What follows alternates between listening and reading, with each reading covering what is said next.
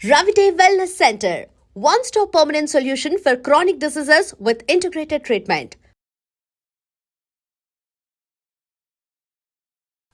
ఎప్పటి నుంచో ఇంటర్వ్యూ చేయాలని అనుకుండే కానీ కుదరలే. ఫైనల్గా నా ముందుకు వచ్చారు. చాలా విషయాలు మాట్లాడాలి, అన్నీ తన నోట్లో నుంచే మనకు తెలియని విషయాలు తెలుసుకునే ప్రయత్నం అయితే చేద్దాం. హాయ్ అండి, ఎలా ఉన్నారు? హలో, బాగున్నాను శివ. బాగున్నారా? Ex Big Boss contestant. Yes. Love jihad కేసులు ఏంటండి? లవ్ జిహాద్ అంటే ఆడపిల్లల్ని హిందూ అమ్మాయిలు టార్గెట్ చేసి ముస్లిం అబ్బాయిలు నడుస్తుంది ఇష్టం తెలుసు కదా మీకు, ఈ మధ్య వాళ్ళు నడుస్తుంది. కేరళ స్టోరీ లాగా ఏదో సంథింగ్ వాళ్ళు ట్రాప్ చేస్తారు అని. ఈ అమ్మాయిలు హిందూ అబ్బాయిలు దొరకనట్టు వాళ్ళకే పడతారు. అది ఎందుకో మరి అలాగో తెలియదు, వాళ్ళు ఏం చేస్తారో తెలియదు. మీలాంటి అబ్బాయిలు ఉన్నారు హిందువులు, మీకు పడరమ్మా, ఖచ్చితంగా పడరు, ఖచ్చితంగా అక్కడే పడతారు. వాళ్ళు ఏదో ఉంటుంది అక్కడ, సో వాళ్ళు పడకుండా దాని తర్వాత నికాహాల ఎన్ని చెప్తామో తెలుసు వాళ్ళకి మేము. ఈ లవ్ జిహాద్లో ఎన్ని రకాలుగా అమ్మాయిల్ని ఇది చేస్తారో, ఆ అబ్బాయిలకి ఎన్ని సపోర్ట్. మీరు కేరళ స్టోరీ చూస్తే అర్థమైపోతుంది, నిజం అదే జరిగేది, అదే ఎవరేమనుకున్నా జరిగేది అదే, కాదు అనడానికి లేదు. మదర్ ప్రూఫ్స్ ఉన్నాయి. సో పట్టుకెళ్ళిపోవడం ఏంటి? అమ్మాయి నిన్ను వదిలేసి, ఇప్పుడు నువ్వు అన్నయ్య అయితే నువ్వెవడో అసలు నాకు నువ్వు అన్న కాదంటది అని వెళ్ళిపోద్ది. అమ్మ నాన్న వదిలేసి మనం ఎంత ట్రై చేసినా వినదు. ఎన్నో ఉన్నాయి అందులో, చాలా రకాలు ఉన్నాయి, ఎన్నో రకాలుగా ఉంటాయి. మేమైతే ఒక డాక్టర్ దగ్గరికి వెళ్ళాము, పేర్లు ఎందుకు అవసరం లేదు. తెల్లవారుజాము 4-5 వరకు కూర్చున్నాం మేము. కూర్చొని అమ్మాయి బ్రెయిన్ వాష్ చేస్తే అమ్మాయి మారింది. అంటే అబ్బాయిని చేసుకోవడానికి, అబ్బాయి సాఫ్ట్వేర్ ఇంజనీర్, అమ్మాయి డాక్టర్, పోస్ట్ గ్రాడ్యుయేషన్కి వెళ్తుంది ఆమె, డాక్టర్ ఇదైపోయి. అలాంటి అమ్మాయిని పటాయించారు. అంటే మొన్న ఒక పాకిస్తానీ కేసు చూశారు మీరు, అది దాంతో మీ అందరికీ తెలుసు. మేము నెలలో కరాటే కళ్యాణి మంచే చేస్తుంది అని చాలా తక్కువ మందికి తెలియచ్చు. నేను ఎప్పుడు బయట చెప్పను ఇవన్నీ. సో రోజు నేను ధర్మం కోసం, నా దేశం కోసం, నా రాష్ట్రం కోసం, లేకపోతే నేనున్న ప్రదేశంలో ఎవరైనా వీటి కోసం పనిచేస్తూ ఉంటాం. దానివల్ల రూపాయి ఏమీ రాదు మనకి. తిరిగి మన పెట్రోల్, మన డబ్బులు మనం ఖర్చు పెట్టుకొని మనం వెళ్ళాలి. ఇప్పుడు నేను దూరం వెళ్ళాలి, ఎక్కడో లింగంపల్లి వెళ్ళాలి, ఇక్కడ నుంచి వెళ్ళాలంటే 1000 రూపాయలు పెట్రోల్ ఈజీగా వెళ్తుంది నాకు వెళ్ళి రావడానికి కదా. అది నాదే, నేనే వేసుకోవాలి, నాకు ఎవరు ఇవ్వరు. నా పిల్లలు, అయ్యో మన హిందూ అమ్మాయిలు ఇలా ట్రాప్ అయిపోతున్నారే, ఇలాంటి బాధలు పడుతున్నారే, రేపు పొద్దున వాళ్ళు ఫ్రిడ్జ్లో దొరుకుతారా, సూట్ కేసులు దొరుకుతారా అనుకునేవాళ్ళు. అంటే అందరూ అట్లనే ఉంటారా అని మాట్లాడతారు ఫస్ట్ వాళ్ళు. సేమ్ అదే, మామూలుగా మంచిగా పెళ్లి చేసుకొని అమ్మాయి, ముస్లిం అబ్బాయి హిందూ అమ్మాయిలు పెళ్లి చేసుకొని కూడా ఉన్నారు కదా కొన్ని జంటలు. మరి అంటే తక్కువ ఉంటారండి, తక్కువ ఉంటారు. అలా ఉండేవాళ్ళు లేరని చెప్పను, చాలా తక్కువ ఉంటారు. అలాంటి మంచి అబ్బాయిలు ఉన్న వాళ్ళు తక్కువ ఉంటారు. మాక్సిమం వాళ్ళకంటే 4 చేసుకోవచ్చు కదా. ఈ అమ్మాయిని పెళ్లి చేసుకున్నాక వాళ్ళకున్న చట్టం 4 చేసుకోవచ్చు కదా. ఈ అమ్మాయి మీద ఎప్పుడు మోసి తిరిగితే అప్పుడు తలాక్ చెప్తారు. ఇప్పుడు అది లేకపోయినా ఏదో ఒకటి చేసి అమ్మాయికి ఎంతో కొంత ఇచ్చి, మన అమ్మాయి పాకిస్తాన్ మీద అదే అయింది, పాకిస్తాన్ గొడవ అదంతా. అమ్మాయిని ఇప్పుడు అమ్మాయి ఉంటుండగా అమ్మాయి రెడ్ హ్యాండెడ్ ఇంకొక అమ్మాయితో పట్టించిందిగా. సో ఈ అమ్మాయికి బాబు పుట్టాడుగా, మరి ఈ అమ్మాయిని ఎందుకు వదిలేసాడు, మరి చేసుకున్నాడు. సో ఇలాంటి కేసులు ఎక్కువ ఉంటాయి. దానివల్లే మీరు అమ్మాయిలు ట్రాప్ పడకండి. మీరు వెళ్ళిపోయిన తర్వాత మీరు 4 చేసుకునే అవకాశం ఉంది. మిమ్మల్ని మేము అప్పుడు రక్షించుకోకన్నా ముందే మేము చెప్పుకోవచ్చు కదా అని మేము అన్ని విధాలుగా వాళ్ళ ప్రయత్నం చేస్తాం. ఇదో పెద్ద హిడ్డాక్ అనమాట మనకి ఫ్యూచర్కి. ఏంటి, ఇప్పుడు ఒక మాట చెప్తా. ఇప్పుడు లక్ష్మి అనే అమ్మాయిని పెళ్లి చేసుకున్నాడు. ఒక ఎవరో అబ్బాయి, అజీజో ఏదో పేరు అనుకో, ఏదో మన పేర్లు ఎందుకు మనకు అనవసరం, ఎవరో ముస్లిం అబ్బాయి. ఇప్పుడు ఒక అజీజ్ అన్న అబ్బాయిని పెళ్లి చేసుకున్న ఈ లక్ష్మి ఫాతిమా అయ్యింది అనుకుందాం. ఫాతిమా అయ్యింది అంతే కదా, మారకపోతే చేసుకోడు. మేము ఎంతో ట్రై చేస్తాం, హిందూగా మారి చేసుకుంటే మా ఇంట్లో ఒప్పుకోరు అంటాడు. ఎంత ఘోరమో. మొన్న ఒక అమ్మాయి, ఒకే సింగిల్ అమ్మాయి, అక్కడ అమ్మాయి కోసం తల్లిదండ్రులు బ్రాహ్మణు ఏడ్చారు. అమ్మాయి వినలేదు. 3 సంవత్సరాల నుంచి బొట్టు పెట్టుకోవడం మానేసింది అబ్బాయితో రిలేషన్ స్టార్ట్ అయినాక. ఇప్పుడు అమ్మాయి బొట్టు నాకు పెట్టింది వాళ్ళ మదరు, నేను పెడదామని అనుకుంటే అమ్మాయి పెట్టించుకోదంట, అరుస్తుందంట. సో అమ్మాయిని కన్వర్ట్ చేసేసాడు, ఈ అబ్బాయి కన్వర్ట్ అవడు. ఇప్పుడు ఈ అబ్బాయి, ఈ లక్ష్మి అన్న అమ్మాయి ఫాతిమా అయిపోతే అజీజ్ కొడుకుగా పెరుగుతారా పిల్లలు, లక్ష్మి పిల్లలుగా పెరుగుతారా, ఫాతిమా పిల్లలు ఆటోమేటిక్గా అజీజ్ పిల్లలు, అంతేనా? మరి అప్పుడు హిందూ సంతతి పెరిగిందా, ముస్లిం సంతతి పెరిగిందా? ఎవరిని పెంచుతున్నారు మీరు? వాళ్ళకి ఎంతమంది నేను కనాలి? 4 పిల్లలు మినిమం కంటేనే వాళ్ళు ఆడదానిగా యాక్సెప్ట్ చేస్తారు. మినిమం 4 కనాలి. 3-4 కంటే మంచి భార్య. తర్వాత కూడా ఇంకొక 4 భార్య చేసుకుని ఒక్కడే 12 మందిని కూడా కంటాడు, 15 మందిని కూడా కంటాడు. మనం ఒక్కరు లేక ముద్దు, 2 ముద్దు అని చెప్పి 2తో కట్ చేస్తాం. ఇప్పుడైతే ఒకరే అయిపోయారు. అమ్మో నాకు ఓపిక లేదన్న వాళ్ళు అయిపోయారు. ఎందుకంటే జంక్ ఫుడ్లు, సో వాళ్ళకి ఓపిక ఉండదు, ఒక్కళ్ళే కంటారు. సో ఇప్పుడు హిందూ సంతతి తగ్గిపోతే రేపు పొద్దున ఒకరోజు వచ్చి, నిజం జరిగేది, ఎవరేమనుకున్నా పర్లేదు, జరిగేది ఇదే. ఒకరోజు గట్టిగా వాళ్ళకి అజాయింపు వచ్చింది అనుకో, అంటారు కదా వాళ్ళకి, దీనిలోంచి వస్తుంది కదా, దీనిలోంచి తన్ సరసే జుదా అంటాడు. ఇది తీసేస్తాడు. మన పక్కనే ఉన్న మన ఫ్రెండు, ముస్లిం ఫ్రెండు నీ ఇంటికి వచ్చి నీ మీద ఫైట్ చేస్తాడు. ఆ రోజుకి హిందూ ఎంతమంది ఉన్నారు, ముస్లిం పాపులారిటీ ఎంత ఉంది. సో ఇవన్నీ జరగకుండా హిందూ అమ్మాయిలు కాపాడుకోవడం మా పని. హిందూ అమ్మాయిల కోసం ఫైట్ చేస్తాం రాత్రి పగలు. మేము వెళ్తాం, చెప్తాం. ఎంతోమంది సంఘం కోసం పనిచేసే సంఘసేవ చేసే ఆర్ఎస్ఎస్ వాళ్ళు, విహెచ్పి వాళ్ళు, నాలాంటి కొన్ని సంస్థలు ఎంతోమంది ఫైట్ చేస్తాయి. నా శ్రీయాదిభట్ల శ్రీకళాపీఠం అని పెట్టుకున్నాను. నా సంస్థల తరపున నేను ఎన్నో ఫైట్లకు వెళ్తాను. గోరక్ష చేస్తాను, అమ్మాయిల కోసం ఫైట్ చేసి ఈ లవ్ జిహాద్ చేస్తాను. అంతేకాకుండా గుళ్ళు గోపురాలు కూలగొడితే వెళ్తాను. ఎక్కడైనా ఏది చెయ్యనో చెప్పు, అన్నీ చేస్తా. కానీ అందరూ బోర్డర్లో సైనికులు ఎలా కాపలా కాస్తారో మా చుట్టూ జరుగుతున్న ఈ విధ్వంసాలన్నిటికీ మేము కూడా అలా కాపలా కాస్తున్నాం. కానీ జనాలకి తెలియదు. కళ్యాణ్ ఏం చేస్తుందంటే సినిమాల్లో చేస్తుంది, బయటకు వచ్చి పబ్లిక్ లో అందరి మీద ఫైట్ చేసి అరుస్తుంది, ఏదో డిబేట్ లో మాట్లాడుతుంది అనుకుంటారు. నేను రోజు అర్ధరాత్రి పూట కూడా గోరక్షకి వెళ్ళేది ఎవడు చూశాడు ఇంటికి వచ్చి? చూడలేదు. నాకెంత థ్రెట్ ఉంది ఎవరికి తెలుసు? ఏ రోజు నేనేమైతానో తెలీదు. నా ప్రాణం కూడా నేను వదిలి దేశం కోసం ధర్మం కోసం పనిచేస్తుంటే ఇక్కడ పనిచేస్తున్న వాళ్ళకి ఇచ్చే విలువ లేదు అసలు. వాళ్ళు విలువిస్తారని నేను భయం చెయ్యం. ఎందుకో తెలుసా, నా మనసులో నాకు దేశభక్తి నరనరాల్లో ఉంటే, నా దైవభక్తి నరనరాల్లో ఉంటే, నా హిందూ దేవీ దేవతల కోసం, నా ధర్మం కోసం నేను పోరాటం. ఎందుకంటే నేను పుట్టింది పవిత్రమైన భారతదేశం. భారతదేశ గడ్డపై పుట్టిన ప్రతి ఒక్కరూ రుణపడి ఉండాలి. నా వల్ల ఏదైనా రుణం అయితే ఏదో ఒక దానిలో నేను ఫైట్ చేస్తున్న దానిలో పనికి వస్తే ఒక్క అమ్మాయి మారినా చాలని మేము ప్రయత్నం ఎంతో మందిని మారుస్తున్నాం కదా, ఎంతో మందిని సేవ్ చేస్తున్నాం కదా. కానీ బయట పెట్టమని ఎందుకో తెలుసా, నేను ఇవాళ నా ఫేస్బుక్లో 1 సంవత్సరం నుంచి పెట్టని పోస్టులు బోల్డ్ ఉన్నాయి. చేసిన కార్యక్రమాలు పెడితే నాకు టైమే దొరకదు తెలుసా, అన్నీ ఉన్నాయి. నాకు అసలు నేను మొన్న 2 మార్చాను. అంటే మార్చడం అంటే వాళ్ళని స్వధర్మంలోకి తీసుకొచ్చుకున్నా. విజయవాడ హోటల్లో ఉండి నా కార్ ఆగిపోతే సర్వీసింగ్ ఇచ్చి అవన్నీ చేసుకొని ఆ 2 రోజులు అక్కడ ఉండి, వాళ్ళు ఆల్రెడీ ఎప్పటి నుంచో నాకు తెలుసు హిందూ పేర్లు, భవానీ, జ్యోతి ఇలాంటి పేర్లు చూస్తే వాళ్ళు చర్చిలకు వెళ్తారు. చర్చిలకు వెళ్ళండి, ఎవరు వద్దన్నారు. కానీ నువ్వు ఎక్కడ పుట్టావు, ఇంట్లో అందరూ అదే ధర్మంలో ఉంటూ నువ్వు ఒక్కదాని ఎందుకు మారావంటే ప్రలోభం.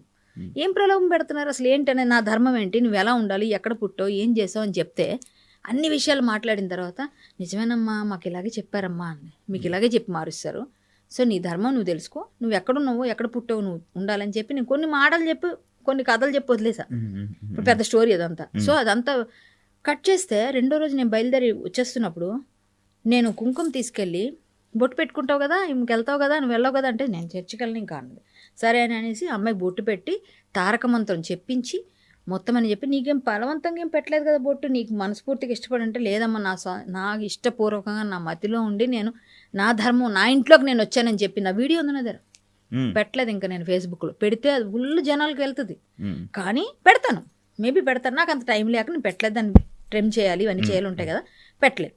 సో ఒక పోస్ట్ పెడితే అది 2000 లైక్లు చేరువైంది. 2000 లైక్లు ఎన్నో ఇవన్నీ వెళ్ళినాయి. ఒక పోస్ట్ పెడితేనే ఒక 60,000 వ్యూస్ అన్నీ వచ్చాయి. సో పోస్ట్ పెట్టా ఇలా జరిగింది అని, నేను వీడియోతో పెడితే వైరల్ అవుతుంది అది. కానీ నేను నా అనుక్షణం నేను పనిచేస్తుంది, నేను పుట్టిన నేల కోసం, నా ధర్మం కోసం, నా తల్లిదండ్రులు నాకు ఇచ్చిన సంస్కారం చేస్తున్నాను. ఎందుకంటే నేను హరికథ చెప్తా, దేవుడి గురించి మాట్లాడతా. నా హరికథ విన్న వాళ్ళు ఎవరైనా సరే కొంతైనా మారాలని నేను నాకు తెలిసిన నా గురువులు చెప్పిన విషయాలు చెప్తా. నేను దాని మీదే బ్రతుకుతున్నా. ఎందుకంటే ఇండస్ట్రీ వాళ్ళ మీద ఫైట్ చేసినాక ఇండస్ట్రీ వాళ్ళు కొంచెం సినిమాలు దూరం పెడతారు కామన్గా. సో ఇండస్ట్రీ వాళ్ళ మీద ఫైట్ చేశాను నేను. సో ఆటోమేటిక్గా నాకు ఫుడ్ పెడుతుంది ఎవరు? హరికథ చెప్తున్నా ఇప్పుడు నేను. మొన్న కూడా నేను హరికథ చెప్తున్నాను. సినిమా ఆర్టిస్ట్గా అందరికన్నా కొంచెం ఎక్కువ తీసుకుంటాను. సో వాళ్ళు ఇచ్చిన వాళ్ళు ఇస్తున్నారు, లేని దగ్గర కూడా కొంచెం అటు ఇటుగా చేసి చెప్తున్నా. ఎందుకంటే నాకు కొన్ని ఆశయాలు ఉన్నాయి, అవన్నీ నెరవేర్చుకుని హరికథలు చెప్పనని కాదు, నా వర్క్ నేను చేస్తూనే ఉంటాను. సినిమాలు వస్తే సినిమాలు వదలను, చేస్తాను. మేము కూడా సినిమాలు తీస్తున్నాం మా తమ్ముడు వాళ్ళు. సో అది ఓకే. ఎంత ఇస్తారా మామూలుగా హరికథకి? నేను ఎక్కువ ఛార్జ్ చేస్తాను. అంటే నేను ఎక్కువ, ఎందుకంటే నా టీంతో వెళ్తాను, ప్లస్ నేను సినిమా ఆర్టిస్ట్ కాబట్టి అందరికన్నా నేను ఎక్కువ. బయట వాళ్ళు ఒక 25-30 తీసుకునే వాళ్ళు పెద్ద ఆర్టిస్టులు ఉన్నారు, వాళ్ళకే తక్కువ ఇస్తారు. హరికథ అనేది చాలా కష్టంగానే తక్కువ ఇస్తారమ్మా వాళ్ళకి అందరికీ. నేను అదే అంటాను, ఇప్పుడు పాట పాడితే ఒక సింగర్ వచ్చి సినిమాలో ఒక 2-3 పాటలు పాడితే సింగర్గా వస్తే వాళ్ళకు లక్షల్లో ఇస్తున్నారు. సో నేను కూడా సినిమా సింగర్ని, ఛత్రపతి సినిమాలో పాడాను నేను, కీరవన్ గారు పాడించారు. సో కొన్ని సినిమాల్లో కూడా పాడా. సో అలాంటప్పుడు నేను సింగర్గాను తీసుకోవచ్చు, ఆర్టిస్ట్గాను తీసుకోవచ్చు. బిగ్ బాస్కి వెళ్ళి వచ్చాను, ఫేమ్ ఉంది అప్పుడు నవ్వు అన్నట్టుగా అది కూడా వాడుకోవచ్చు. నేను ఎప్పుడు వాడుకోలేదు, ఎంతవరకు వదిలే కానీ బిగ్ బాస్ని.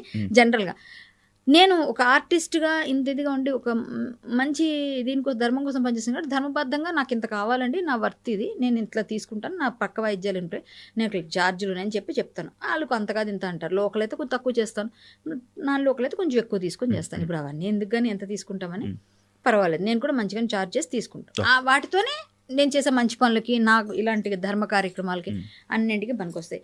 ఏ రోజైనా ఎవరో ఒకరు ఫోన్ చేసి అక్క అది కావాలి ఇది కావాలని ఏదో జాతర నేను చేస్తున్నాను అంతే. ఈ గోరక్షణ అనేది కానీ, ఈ లవ్ జిహాద్ అనేది కానీ, ఈ టెంపుల్స్ మీద ఏదైతే హిందుత్వం మీద మీరు ఫైట్ చేస్తున్నారో దేనికి అంటే ఇదంతా ఒక పొలిటికల్గా మీకు ఏమో బీజేపీలో సీట్ కోసం అని చెప్పి కూడా కొంత కామెంట్లు కానీ ఇవి కానీ వస్తున్నాయి. అంటే నిజంగా మీరు ఆ పొలిటికల్ ఆ సీట్ కోసమా ఇవన్నీ చేస్తుంది? సో నేను నా 13వ ఏట నేను ధర్మం కోసం నేను హరికథలు చెప్పడం మొదలుపెట్టాను. ఇప్పటికీ హరికథలు చెప్తున్నాను. మరి అప్పుడు నాకు పొలిటికల్ ఎజెండా ఉందా? 13 ఏళ్ళ నాకు 13 ఏళ్ళు. అప్పటికి నాకు 13 ఏళ్ళు, ఇప్పుడు నాకు 40+లో ఉన్నాను. సో ఇప్పటికి సేమ్ పొలిటికల్. అప్పుడు కళ్యాణి, సో అప్పుడు ధర్మం కోసం పనిచేసింది, ఇప్పుడు చేస్తున్నాను. అప్పుడు నేను ప్రేమ సమాజంలో ఫ్లూట్ వాయించే అంధ కళాకారులను తీసుకొని ప్రేమ సమాజంలో చేయి పట్టుకొని, ప్రేమ సమాజం విజయనగరం ప్రేమ సమాజంలో చేయి పట్టుకొని వాళ్ళని సంగీత కాలేజీ దాకా నడిపించుకొని వాళ్ళకి సహాయం చేస్తూ తిరిగిన కళ్యాణి అప్పుడు అదే చేస్తుంది. ఇప్పుడు అందులకి వాళ్ళకి వీళ్ళకి హెల్ప్ చేస్తుంది. మరి ఏం ఎజెండా ఉంది అప్పుడు? ఇప్పుడు ఏం ఎజెండా ఉంది? అప్పుడు కూడా చేశాను హెల్ప్. నేను నాకు చేతనైనా నా చేతిలో 10 రూపాయలు ఉంటే ₹1 2 రూపాయలు పెట్టి పళ్ళు అరటి పళ్ళు వాళ్ళకి ఏం కావాలి ఏవైనా సరే ఏది కొనుక్కుంటుంది, నేను ఇంటికి పట్టుకెళ్తున్నాను కూరగాయలు, అందులోంచి కొంత ఎవరైనా పక్కన కష్టంలో ఉన్నారు, పక్కన ఒకళ్ళు అడుక్కునే ముందు తీసి ఇచ్చేసిద్దాన్ని ఏదో కూరగాయలు నా చేతిలో ఉంటే ఇచ్చేస్తాను. నేను ఇప్పటికంతే నా పద్ధతి అంతే. నాకు తెలియదు ఆ టైంలో, నాకు అనిపించిందంటే ఎవరికైనా తీసి ఇచ్చేస్తాను. అట్లా నేను అప్పుడు కూడా చిన్న వయసులోని ఇస్తే చాలా చల్లగా ఉండమని అప్పుడే నాకు దీవించేవారు. నేను దానిమ్మలు ఏవి కొనుక్కున్నా నా చేతిలో ఉంటే ఒకళ్ళు ఎవరైనా కష్టం నుండి ఎవరైనా రోడ్డు మీద ఉన్న చాలా ముసలి వాళ్ళకి, చిన్న పిల్లలకి, ఎవరైతే కళ్ళు ఇవన్నీ లేక ఇబ్బందుల్లో ఉంటారు, ప్రేమ సమాజంకి నా పుట్టినరోజుకి చిన్నప్పుడే నేను అరటిపళ్ళు అవి కొనుక్కొని వెళ్ళి వాళ్ళకి ఒక్కొక్క పండు ఇచ్చేదాన్ని. నా చిన్నప్పుడు నాకు చిన్నప్పటి నుంచి పుట్టుకతో వచ్చింది. నేను రాజకీయ ఎజెండాతోనో అప్పుడు చేయలే, ఇప్పుడు చేయలే, ఇప్పుడు అదే పని చేస్తున్నా. కాకపోతే ఇప్పుడు టీవీ ముందుకు వచ్చా, ఇప్పుడు టీవీ ముందుకు వచ్చాను, పెరిగాను, ఫేమ్ వచ్చింది కాబట్టి జనాలు వేయడానికి రాళ్ళు చాలా వేస్తారు. సో నేను ఎప్పుడు ఒకలాగే ఉన్నాను. ఓకే రాజకీయ ఎజెండా వచ్చి నేను రాజకీయ నాయకురాలు అయితే వాళ్ళకి ఏం ప్రాబ్లం అవ్వదుగా. రాజకీయ నాయకురాలని అయ్యాను, ఇప్పుడు నేను నిజంగా బీజేపీలో ఉన్నాను, నేను లేదని చెప్పను. నాకు సీట్ ఇస్తారా ఎవరా ఆయన చూసుకుంటాడు. నేను కృష్ణుడు చెప్పిన భగవద్గీత ప్రకారంగా ఫలితం ఆశించొద్దు, నువ్వు నీ పని నువ్వు చేసుకుంటూ వెళ్ళు, అంతే కదా. నువ్వు పని నువ్వు చెయ్యి, ఫలితం నేను ఇస్తాను అన్నాడు ఆయన గీతలో. అదే నేను చేస్తున్నా. ఇప్పుడు నా పని నేను చేస్తున్నా, ఫలితం నేను ఆశించట్లే. నాకు ఇవ్వాలని రాసి పెట్టుంటే ఎక్కడి నుంచో వచ్చి ఇవ్వచ్చు, ఇవ్వకపోయారు, ఇస్తే కూడా నేను మంచిగా చేస్తా పేదలకి. నేను నిజంగా అయితే నా మార్కు నేను వేస్తా. నేను నిజంగానే ఏదో సీట్ కోసం ఆశించి అయితే చేయట్లేదు, అది క్లియర్ చేసుకోవచ్చు ఎవరైనా. పొలిటికల్ మీద ఇంట్రెస్ట్ ఉంది, పొలిటికల్ నేను ఆల్రెడీ ఉన్నాను కదా. నేను ఎందుకు అయ్యానో కూడా చెప్తా. నేను జాయిన్ అయ్యి 4 years 5 years అయింది బీజేపీలో. నేను జాయిన్ అయింది బీజేపీలో. జనసేన బీజేపీని ఫస్టే అనుకున్నాను, పోస్టులు కూడా నేను పెట్టాను. అప్పుడు మీరు వెళ్తే వెనక్కి కనిపిస్తాయి. సో 4 years కింద జాయిన్ అయినప్పటి నుంచి ఇప్పటికీ నేను బీజేపీలో ఉన్నాను. నాకు మోడీ గారు అంటే చాలా ఇష్టం, ఆయనే నా రాజకీయ గురువు అని ఫీల్ అవుతాను, నాకు ఇష్టం. సో అందువల్ల నేను బండి సంజయ్ గారు ఆధ్వర్యంలో అప్పుడు జాయిన్ అయ్యి ఇప్పటి వరకు నేను పార్టీ మారలేదు. నాకు ఎన్నో ఆఫర్స్ వచ్చాయి. నాకు ఎలక్షన్స్ 2 సార్లు నాకు తెలిసి వచ్చినప్పుడు కూడా, మొన్న బై ఎలక్షన్కి ముందు కూడా ఇంకొక ఎలక్షన్ వచ్చింది, అప్పుడు కూడా నేను పార్టీలో ఉన్నప్పుడు నాకు వేరే పార్టీల నుంచి వచ్చారు. మీకు మేము ఇస్తాం సీటు, వాళ్ళు మీకు ఇవ్వరు, ఇంత వేరం ఇవ్వకపోయినా పర్లేదు మేము ఇస్తాం. వాళ్ళు చిన్న పార్టీలే కావచ్చు, చిన్న పార్టీలు ఇండిపెండెంట్గా, వాళ్ళ పార్టీ ఇండిపెండెంట్ కాకుండా మీరు వచ్చి మా చేస్తే మీకు అన్ని మేము చూసుకుంటాం. కొన్ని అడిగిన నమస్కారం బట్టి తిరస్కరించాను. అలా అయితే నేను డబ్బుల కోసం వచ్చి రాజకీయపరమైన ఎజెండా ఉంటే నేను నిలబడవచ్చు కదా. నాకైతే ఫేమ్ ఉంది కదా, నువ్వు ఒప్పుకుంటావు కదా. బయటకు వెళ్తే కరాటే కళ్యాణ్ నిలబడ్డారంటే మీడియా అటెన్షన్ గ్రాప్ చేయొచ్చు కదా నేను. సో అది వాళ్ళకి బ్యాడ్ అవుతుంది కదా. పక్కన వేరే ఎవరైతే క్యాండిడేట్స్ ఉన్నారో వాళ్ళను వచ్చి మీరెందుకు నిలబడ్డారని అడగడానికైనా వస్తారు కదా. సో నేను అదే అనుకుంటే నిలబడొచ్చుగా, నేను వెళ్ళలేదే. నేను ఒకటే చెప్తా, మంచి పని చేయడం కోసం రాజకీయాల్లోకి రావకర్లే, కానీ నేను చేసే ఈ పాస్టర్స్ ఎవరైతే ఉన్నారో కొంతమంది బాధ పెట్టే విధంగా నన్ను నేను కొంతమంది పాస్టర్స్ కూడా అరెస్ట్ చేయించాను. సో ఆ టైంలో నాకు దాడి ఎక్కువైపోయింది పార్టీల నుంచి. వైసీపీ భయంకరంగా ట్రోల్ చేశారు. ఇప్పుడు మేము కూటమిలో ఉన్నారు టీడీపీ, బట్ వైసీపీ టీడీపీ ఇద్దరు ట్రోల్ చేశారు నన్ను ఒక టైంలో. కొన్ని ఇష్యూస్లో. సో వీళ్ళు చేసేప్పుడు వాళ్ళ సపోర్ట్ వచ్చేసి వాళ్ళు కామెంట్లు పెట్టేవారు, వాళ్ళు చేసేప్పుడు వీళ్ళు. అప్పుడు నేను ఏ పార్టీలో లేను. అప్పుడు నాకు ఇవన్నీ చూసి మనకు కూడా ఒక పార్టీ అండ ఉండాల్సిన టైం వచ్చిందని అప్పుడు నేను బీజేపీలో జాయిన్ అయ్యాను. సో నన్ను ట్రోల్ చేసినప్పుడు వారం రోజులు 3,000-4,000 కాల్స్ వచ్చాయి నాకు, ఫోన్ కాల్స్, బెదిరింపు కాల్స్. 4,000 కాల్స్ నా దగ్గర స్క్రీన్ షాట్స్ అన్ని రికార్డ్ చేసి పెట్టుకున్నాను. నేను సైబర్ క్రైమ్లు ఇవ్వడం, వాళ్ళు ఎవరెవరు ఎక్కడెక్కడ నుంచో, వాడు ఆ ఊర్లోంచి కాకుండా ఏదో ఎక్కడెక్కడ నుంచో వాడు ఫోన్ చేస్తాడు. సో నేను ఎంతమంది నేను పట్టుకుంటే ఎంతమంది మీద పెడతాను కేసు. నన్ను బెదిరించారు లిటరల్లీ. నేను పెట్టిన పోస్ట్ నేను ఒకసారి ఫేస్బుక్లో పోస్ట్ పెడితే డిలీట్ అవ్వదు నా పోస్ట్. నేను చాలా స్ట్రాంగ్ ఉంటా. అది తప్పైనా సరే తప్పు మీద నిలబడతాను, కానీ తప్పు అయితే ఒప్పుకుంటా మళ్ళీ అది, కానీ డిలీట్ మాత్రం చేయను. పోస్ట్ పడకపోవాలి నా ఫేస్బుక్. మీరు అబ్జర్వ్ చేయండి, అన్ని నేను నిజాలే చెప్తాను. ఏదైనా పోస్ట్ పెట్టాను ఒకసారి అంటే దాని మీద స్టాండ్ తీసుకొని పెడతాను, ఆ స్టాండ్ మీద నిలబడతాను. అంత స్ట్రాంగ్ ఉంటాను నేను. మళ్ళీ ఎవరైనా బెదిరించి నేను ఏం చేసి నేను తిను, నీ తల్లో జేజం రావాలని చెప్తాను డైరెక్ట్. నేను తీసినవి చాలా తక్కువ సందర్భాలు ఉంటాయి, తీయలేదని కూడా చెప్పను. ఒక్కటని తీసుంటాను, ఏమో గుర్తులేదు ఇప్పుడు కాదు. అది కూడా కొంచెం ఆధ్యాత్మికమైన వేత్తల మీద ఏదైనా రాంగ్ మెసేజ్ వెళ్తుందంటే వాళ్ళ మీద వాళ్ళ మీద మనం పెట్టినట్టు అనిపిస్తుందేమో అని కొన్నిసార్లు 1-2 ఎవరో నన్ను సజెస్ట్ చేసి రిక్వెస్ట్ చేస్తే ఇలా ఉందక్క అంటే అది నాకు కన్విన్స్గా అనిపిస్తే అప్పుడు తీసుంటాను. కానీ నేను మ్యాక్సిమం పోస్ట్ పెడితే తీయను. అది మా గ్రూపులు ఉంటారు, మాకు కొంతమంది గ్రూప్స్ ఉంటారు, మా తమ్ముళ్ళు, మా ఫ్రెండ్స్, మేము అందరం కలిసి ఒక గ్రూప్లో మాట్లాడుకున్నప్పుడు గ్రూప్ కాల్స్లో కూడా మేడం పోస్ట్ వేసిందా, వేసింది, మరి తీయదా మేడం మనం తీయమని చెప్పిరా అని వీళ్ళు మాట్లాడుకుంటారు. అలా ఉన్నా కూడా ఉన్నారు. ఎవ్వరు ఎవరి మాట ఏందండి, ఆవిడ మోనార్క్ అంటారు. నిజమే, నా మాట నేను కూడా ఒకసారి ఫిక్స్ అయితే విన్నాం, సేమ్ డైలాగ్. నిజంగా అలా గట్టిగా ఫైట్ చేస్తాను నేను దేనికోసమైనా. సో నాకు ఇలాంటివి చాలా జరిగాయి. పొలిటికల్ ఎజెండాతోనైతే మాత్రం నేను ఇవన్నీ చేయనండి. నేను చిన్నప్పటి నుంచి నా నరనరాల్లో జీర్ణించుకుపోయింది. 13వ ఏట నుంచి నేను ధర్మం కోసం, అంటే ప్రచారం కోసం, ధర్మ ప్రచారం అంటే హరికథ ధర్మ ప్రచారం. సో అది నేను అప్పటి నుంచే చేస్తున్నాను. సో ఇప్పుడు చేస్తుంది అదే. అలాగే నేను చేసే దాన ధర్మాలు అప్పుడు చేశాను, ఇప్పుడు చేస్తూనే ఉన్నాను. గుప్త దానాలు చాలా అవుతుంటాయి అప్పుడు ఇప్పుడు ఇవన్నీ. సో నాకు చేతనైంది నేను చేస్తాను, నాకు ఇష్టమైన పని అది. ఇప్పటికీ నేను కరోనా టైంలో చేసిన సేవలు ఎవరికి తెలియదు. చాలా మంది పబ్లిసిటీ చేసుకుని, నేను చేయలేదు.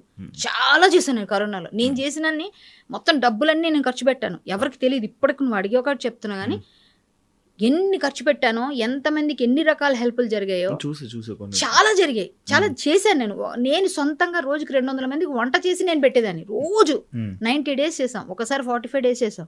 సో నేను చాలా చేశాను. చాలా మంది సరుకులు, చాలా మంది ఫీజులు, చాలా మందికి మందులు. చెయ్యని పని లేదు కరోనా టైంలో నేను.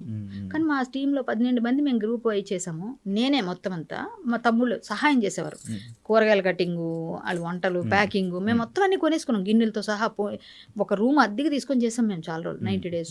సో ఆ టైంలో ఎవరు కూడా ఏ విధంగా నేను ఎవరి దగ్గర తీసుకోలేదమ్మా. ఎవరైనా ఇస్తే కూడా వాళ్ళ పేరు పెట్టేసారి వచ్చేసాం లాస్ట్లో, ఎండింగ్లో. వాళ్ళ మా పేరు మీద కూడా చేయండి ఈరోజు అంటే మేము ఎలాంటి ఫుడ్ ఇచ్చేవాళ్ళం అంటే సేవా ఆహారాన్ని పోలీసులు మా దగ్గరకు వచ్చి 12 గంటలకి తీసుకుని వెళ్ళేవారు. ఎగ్తో సహా, సలాడ్తో సహా, స్వీట్ అన్నీ కలిపి, జ్యూసులు అన్నీ, ప్రోటీన్ ఫుడ్ మొత్తం అన్నీ కలిపి వాళ్ళకి పౌష్టికాహారం ఇచ్చేవాళ్ళం. అంత మంచి ఫుడ్ ఇచ్చేవాళ్ళం. సో అవన్నీ వాళ్ళు చూసి ఇది బాగుంది అని చెప్పేసి మమ్మల్ని అడిగేవారు. అంత బాగా హైజీన్గా చేసి. సో ఏంటంటే బాగుండాలి, కరోనా టైంలో బలంగా తినాలంటారని. ఒక్కళ్ళకి కూడా కరోనా అటాక్ కావాలి. మేము కరోనా పేషెంట్స్ దగ్గరికి డైరెక్ట్గా ఇంటి ముందు తీసుకెళ్ళి పెట్టిన రోజులని. మనం మంచి చేస్తే భగవంతుడు మంచిగా చేస్తాడు. ఎవ్వరికి రాలే, మాకు రాలే, అసలు నాకు రాలే. ఇప్పుడు తీసుకున్నాను కానీ నాకు కానీ నా టీంలో కానీ ఎవరికి రాలేదు. మేము అంటే నిజం మిరాకిలే కదా, దేవుడు ఉన్నాడు. ఏంటి పీక్ కరోనాలో మేము డైరెక్ట్ వంట చేసి పెట్టాము. ఏ రోజు నాకు ఎప్పుడు మా వాళ్ళకి ఎవ్వరికి అటాక్ అవ్వలేదు, మాకు ఎవరికి అటాక్ అవ్వలేదు.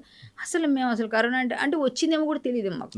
మరి మేబీ దగ్గు జలుబు అనేది జనరల్గా వస్తాయి కదా, ఇమ్యూనిటీ పవర్ ఉండడం వల్ల మనకి ఎవరికి ఏం కాలేదు. మాకు ఎవరికి వచ్చిందని కూడా తెలియదు. వచ్చుంటే వాళ్ళు రాలేదు, వచ్చింది మేము చెప్పం, మేము టెస్ట్ చేయించుకోలేదు. కానీ నిజంగా బిగ్ బాస్కి వెళ్ళినప్పుడు టెస్ట్ చేశారు కదా, ఎన్నిసార్లు చేసి ఉంటారు వాళ్ళు టెస్టింగ్? 3-4 సార్లు చేస్తారు కదా, ఎప్పుడూ లేదు. మరి కరోనా ఉంటే వచ్చింటే తెలుస్తుంది ముందు ప్రీవియస్ అని ఏదైనా కనిపిస్తుంది, ట్రేస్ ఏమీ లేదు. సో మన దగ్గరికి ఏం రావమ్మా మనం, ఎందుకంటే కరాటే కదా.